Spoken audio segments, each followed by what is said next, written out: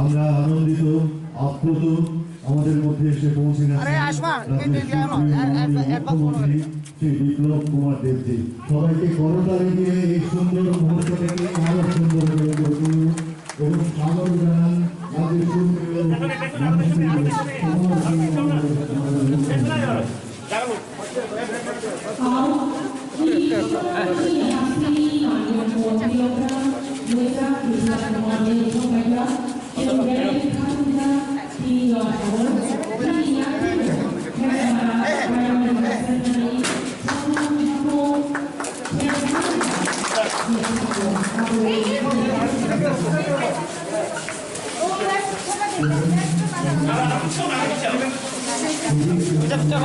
Bicara.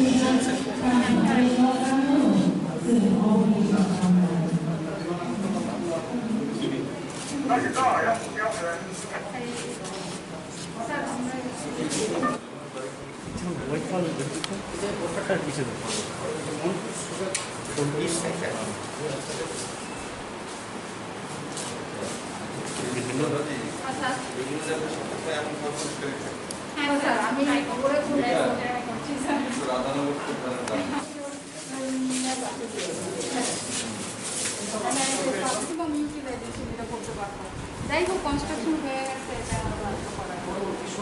পরবর্তী এখানে piece board দিয়ে না স্যার পরবর্তী সময়ে আমরা এটা আপডেট স্যান প্যানেল করে আয়ুষ্মান বুঝতে যাবো করে ইনকাম জেনারেট করবো তখন পেনশন বেনিফিটের একটু ড্যাক তুলে দেওয়া যাবে। আমি অলরেডি ওরে দেওয়াও সাথে পরে আস্তে আস্তে দেখা যায়।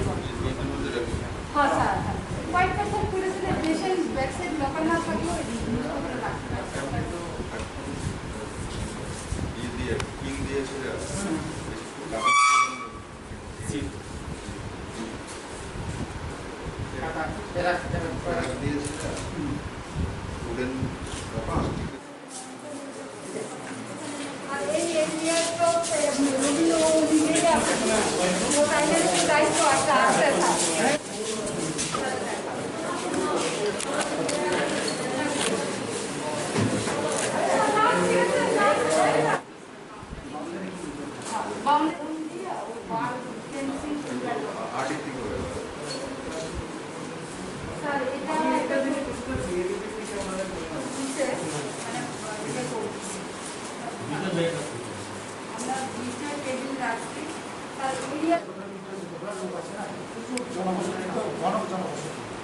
প্রায় মিনিমাম খারাপটা বুঝেই শুনছি এখানে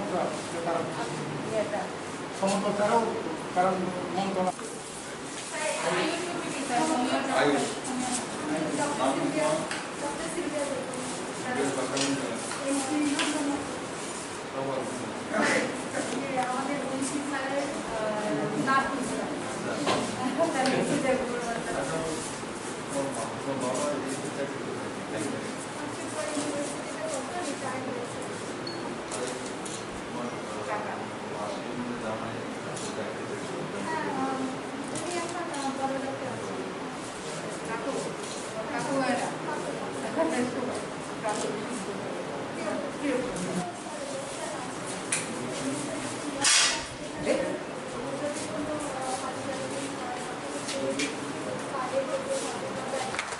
আমরা পুষ্পস্তবক দিয়ে স্বাগত জানালাম, বরণ করে নিলাম রাজ্যের সুপ্রিয় মুখ্যমন্ত্রী মহোদয়কে।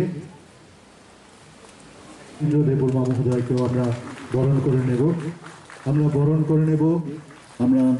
করে নেব পরিবার কল্যাণ ও রোগ প্রতিরোধক দপ্তরের অধিকর্তা ডক্টর রাধা দেববর্মা মহোদয়াকে। এই অনুষ্ঠানের বিশেষ অতিথি শ্রী বিশ্বকৃত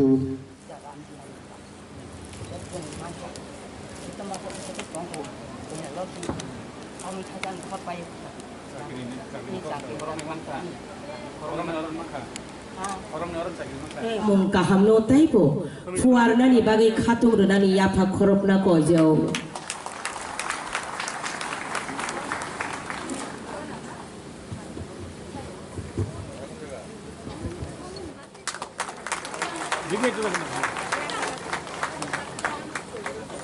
आरडी ब्लॉकेर बीएससी चेयरमैन श्री सुनील देवबर्मा महोदय के परिवार कल्याण के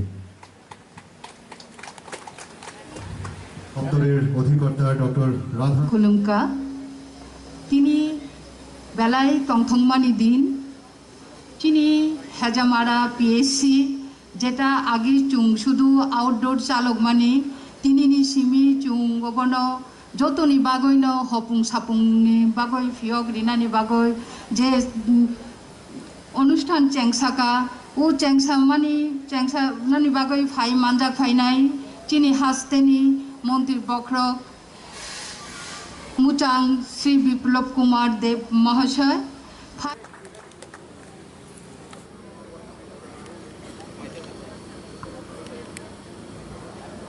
যতনা খুলুমখা সবাইকে নমস্কার।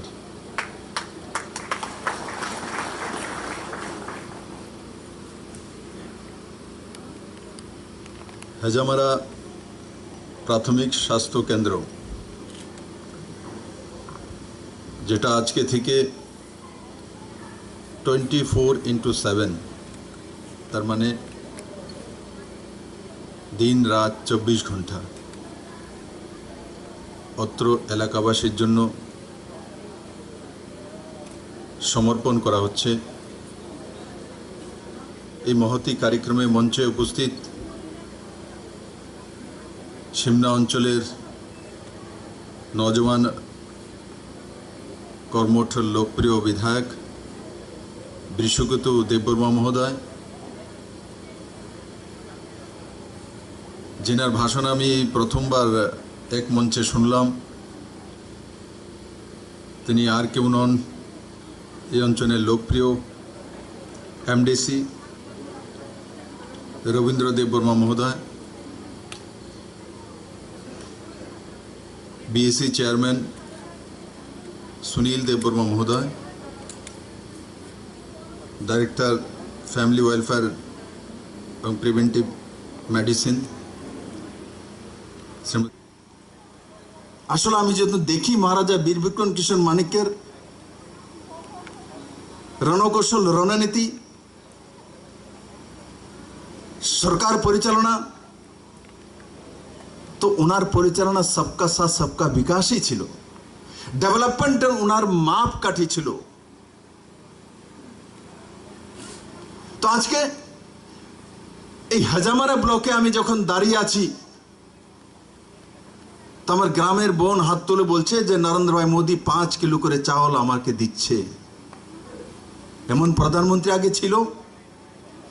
আগে প্রধানমন্ত্রীরা বলতো যে দিল্লি থেকে আমি যদি 1 টাকা পাঠাই তো 90 পয়সা রাস্তাতে চলে যায়, 10 পয়সা গ্রামে চায়।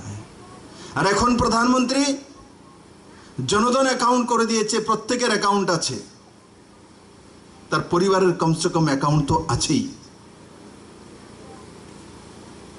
জনধন অ্যাকাউন্ট যখন এসেছিল, পুরনো সরকার ছিল রাজ্যে, কি বলেছিল যে জনধন অ্যাকাউন্ট করবেন না,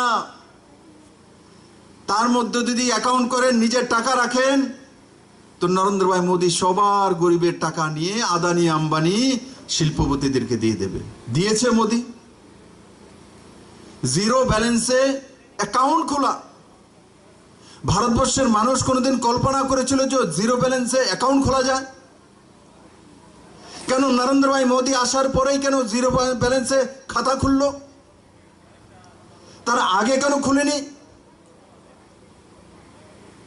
কি কারণে খোলেনি?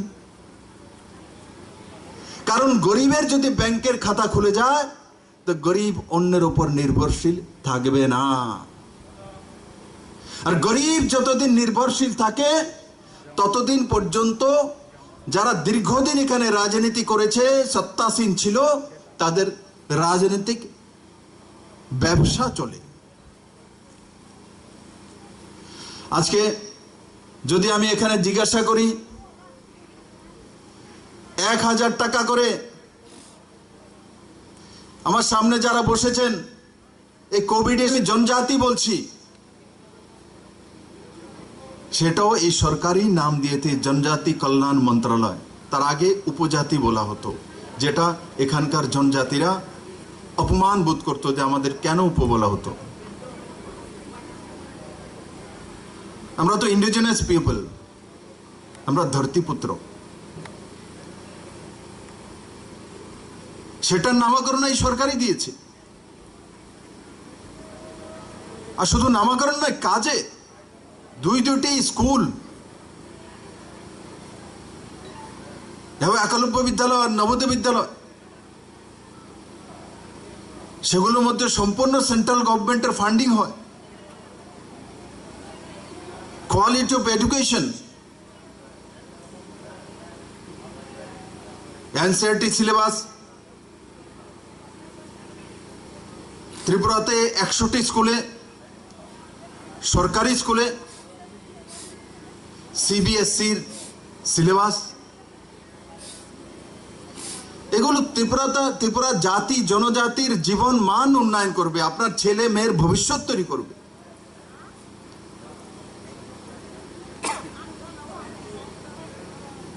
আমার সামনে যে বসে আছে, আমি যদি জিজ্ঞাসা করি যে প্রধানমন্ত্রী গরিব কল্যাণ যোজনা, তার মাধ্যমে যারা BPL, Antyodaya, priority house hold, তাদেরকে নভেম্বর পর্যন্ত 5 কিলো করে চাউল ফ্রি দেওয়া হচ্ছে প্রতি ব্যক্তি। অ্যাকাউন্টে এসছে, এখানে কার কার অ্যাকাউন্টে এসছে যারা হাত উঠান তো। 1000 টাকা করে, 1000 রুপিস কে কে পাইছে? তো 1000 টাকা করে এসছে। কাউকে কি লাইনে যেতে হয়েছে? ফর্ম ফিল আপ করতে হয়েছে? কোনো পার্টি অফিসে যেতে হয়েছে? কোনো এমএলএর কাছে যেতে হয়েছে? আপনারা সবাই কি বিশ্বগুপ্ত দেববর্মার বাড়িতে গিয়েছিলেন? না যাওয়ার পরেও অ্যাকাউন্টে 1000 টাকা আসে। মুখ্যমন্ত্রীর কাছে যেতে হয় না, মন্ত্রীর কাছে যেতে হয় না, এমডিসিদের কাছে যেতে হয় না। বাই দ্য পিপল সরকার আপনাদের কাছে কিভাবে পৌঁছে যাবে তার জন্য এমএলএ, তার জন্য এমডিসি ব্যবস্থা করার জন্য, নাকি আপনার টাকা আটকানোর জন্য। তো পুরনো ব্যবস্থা। তাই বন্ধুরা, 1000 টাকা করে মুখ্যমন্ত্রী কোভিড কেয়ার ফান্ডের মধ্যে দিয়ে আসো, 1000 টাকা করে একটা প্যাকেটও দেওয়া হয়েছে কোভিডের সময়। তার মধ্যে চাউল ছিল, যারা বিপিএল তাদের জন্য চাউল ছিল না, যারা ডিজার্ভিং এপিএল ছিল তাদের মধ্যে 10 কিলো চাউলও ছিল। তার মধ্যে চাউল, সরষের তেল, লবণ, মশলা, সয়াবিন, আলু, পেঁয়াজ। যদি আলু পেঁয়াজ না হয় 116 টাকা অ্যাকাউন্টে। মুখ্যমন্ত্রী কোভিড প্যাকেট কে কে পেয়েছে? এখানে কেউ পেয়েছে কি? মিলা পেয়েছে। আর যে যে পাওয়ার পরে হাত ওঠায়নি, বিশ্বগতকে বলবো নাম লেখার জন্য। বন্ধুরা, আমি তার জন্য বারবার সবাইকে বলছি, এবার হাত তুলুন, তার সাক্ষী হন। আমার সঙ্গে মহারাজ প্রদ্যোৎ কিশোর মানিক্য মহোদয় দেখা করেছিলেন ইএমকে নিয়ে। তখন আমি ওনাকে আবার জিজ্ঞাসা করলাম কই সেই কাগজটা, তো বলছিল যে কোনো একজন অফিসার বলে এটাকে তো 70 কোটি টাকার প্রজেক্ট বানিয়ে বসে আছে, তার জন্য আমি বলেছি এটা চেঞ্জ করে যেভাবে আমরা তৈরি করেছি সেভাবে আপনার কাছে ডিপিআর তৈরি করে পাঠানোর জন্য। তার মধ্যেও কিছু লোক আজকেও পুরনো মানসিকতার এডিসিতে রয়ে গেছে চাকরি করে, এরা কাজকে কিভাবে দেরি করবে তার ব্যবস্থা। 28-এর মধ্যে 30 করেছি, এরা করে দিয়েছে 70, তারপরে বলবে যে না টাকা তো আসেনি। টাকা দেওয়ার জন্য নরেন্দ্র ভাই মোদী বসে আছে। আর আজকে জনজাতিদের সম্মান হতাই কতর, রবীন্দ্র দেববর্মা ভিতরে বলছিল স্যার পুরো হতাই কতর নিয়ে এই এলাকার মধ্যে এটা সুন্দর হসপিটাল হতে পারে, মানুষ আসতে পারে। আজকে আমরা হতাই কতর বলি, হতাই কতর কি? বড়মোরার নাম ককবরকে হতাই কতর কে রেখেছে? সেই নাম এই সরকার রেখেছে। কেন রাখা হয়েছে বড়মোরার নামই? কেন? আরো নাম ছিল, 7-8টি নাম আমার কাছে গিয়েছিল, অ্যাপ্রুভাল আমিই দিই। আমি বাকি নামগুলি ছেড়ে বড়মোরার নাম বলেছি। কেন? কারণ আমার এটা বিশ্বাস আর আমি এটা জানি যে এই ন্যাশনাল হাইওয়ে ত্রিপুরার বাইরের লোক হোক, ত্রিপুরার লোক এই ন্যাশনাল হাইওয়ে বড়মোরা হয়ে আসে। যদি এমন একটা নাম করে দিই, আমাকে বলা হয়েছিল ডুম্বুরের নাম এই করে দাও, আমাকে ডুম্বুরে তো সবাই যায় না, তাহলে এই নামটা তো যাবে না ককবরকে। তাহলে এমন একটা জায়গাতে করব যে জায়গাটার নাম রাখলে ত্রিপুরাতে যে কোনো মানুষ, দেশ বিদেশ যে কোনো লোক ত্রিপুরাতে আসবে তো হতাই কতরের নাম জানতে হবে। কারণ কি? সেটা বড়মোরা আমাদের লাইফ লাইন ন্যাশনাল হাইওয়ের মধ্যে আছে। সেই মানসিকতা নিয়ে সরকার কাজ করে বন্ধু, সন্তুষ্ট করার জন্য সরকার কাজ করে না, নিয়ত সাফ রেখে কাজ করে। যদি নিয়ত সাফ না হতো তো আমাকে ওই কমিটি থেকে বলা হচ্ছিল যে ডুম্বুরের নাম রাখুন স্যার, ডুম্বুরের নামটা চেঞ্জ করে ককবর। আরে ডুম্বুর ছোড়ো, ডুম্বুরে কতজন মানুষ যায়, কতজন বিদেশি যায়, কতজন ভারতবর্ষ থেকে লোক আসে, কিন্তু বড়মোরা দিয়ে ত্রিপুরাতে যে কোনো মানুষ এসেছে 90% মানুষ বড়মোরা দিয়ে চলাফেরা করে। আর তখন যখন তার নাম হতাই কতর হবে দেখবে, তখন বলবে এটা কি ভাষা, হতাই কতর কি? তখন ককবরকের বিষয়ে জিজ্ঞাসা করবে, কারা ককবরক বলে? আমাদের জনজাতি তারা বলে, আমাদের যারা ইন্ডিজিনাস পিপুল, যারা মহারাজা বীর বিক্রম কিশোর মানিক্যের সাথী হয়ে ত্রিপুরাকে তৈরি করেছে, সেই মানসিকতার পরিচায়ক বড়মোরা, তার নাম হতাই কতর। তখন মানুষ ত্রিপুরার জনজাতিকে জানবে, তখন জিজ্ঞাসা করবে এখানে কতজন ট্রাইব আছে, বলে এত 32% আছে। তার মধ্যে কতটি ট্রাইব আছে রেজিস্টার্ড, বলে 19টি ট্রাইব আছে। সাব ট্রাইব কত আছে? এতগুলো আছে। এখানে সমাজপতি আছে কি? হ্যাঁ, এখানে সমাজপতি আছে। এখানে সমাজপতিদেরকে অনারেরিয়াম দেওয়া হয়। আমি জানি না ভারতবর্ষের কোনো প্রান্তে কিভাবে দেওয়া হয়, কিন্তু এই সরকার আসার পর সমাজপতিদের 2000 টাকা করে সরকারিভাবে অনারেরিয়াম দিয়ে তাদেরকে সম্মান করা। আমি বলি না 2000 টাকা দিয়ে তার পরিবার পালন হয়, কিন্তু সরকার চিহ্নিত তো করেছে ওনারা সমাজপতি। আজকে তার সমাজপতির অস্তিত্ব চলে যাচ্ছিল পুরনো সরকার থাকাকালীন। কারণ কি? সমাজপতির দরকার নেই, সমাজ ব্যবস্থার দরকার নেই, হদার দরকার নেই, অখরার দরকার নেই। আমাদের জনজাতিদের যে নিয়ম কানুন আছে সেগুলো দরকার নেই। দরকার কিসের? সমস্ত কিছুর সমাধান পার্টি অফিসে। বিয়ে করতে গেলে পার্টি অফিসে, গোত্র পার্টি অফিসে। চাকরি মনরেগার কাজ দেওয়ার পর নারী সমিতি করে আমার বোনেদেরকে ডেইলি মিটিং করা, মিছিল করানো হতো। আজকে কি ডেইলি মিছিল হয়? আজকে কি বাজারে বাজারে মিছিল হয়? মনরেগার ম্যান্ডেজ আগে কত ছিল? 37 ডেজ, 37 দিন। এখন মনরেগার ম্যান্ডেজ কত? এডিসিতে কত? 86 ডেজ। 86, 37 এর বদলে 86 ডেজ, ডাবলের চাইতে বেশি।